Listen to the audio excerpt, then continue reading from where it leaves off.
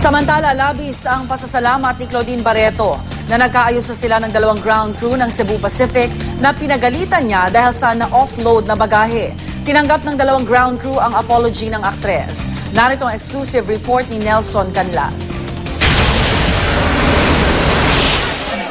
Higit kay Montulfo na nakasakitan ng kampo niya at ng asawang si Raymart Santiago sa ground crew ng Cebu Pacific kung kanino nag-init ang kanyang ulo dahil sa mga naiwan nilang bagahe, gustong makipag-ayos ni Claudine Barreto.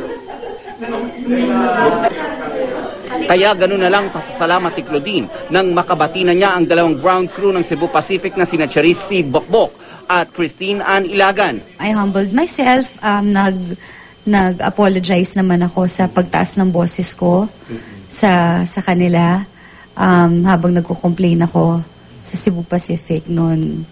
And tinanggap naman nila yung apology ko. So talagang thankful ako, pati sa pamilya nila. Dahil sobra silang warm na nila tinanggap ako. Siya po ang nakiusap at siya po ang nag-seek nitong meeting na ito para lang ho may paibigay yung personal ng kanyang kapatawaran.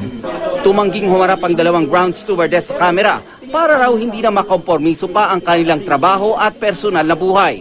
Pero sa aming pag-uusap, nilinaw nilang bagamat tumaas ang boses ng aktres, hindi sila personal na inatake nito at lalong hindi umano sila minura. Ang mga magulang naman nila, nagtaka sa lumabas na bali-balitang irereklamo nila ang mag-asawang Claudine at Raymart.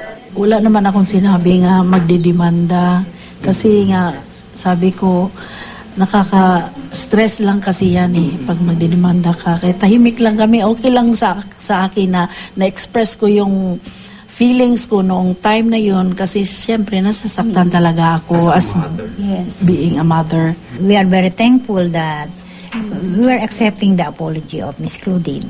Yeah, para peace lahat, happy lahat. Para sa unang balita, Nelson Canlas reporting.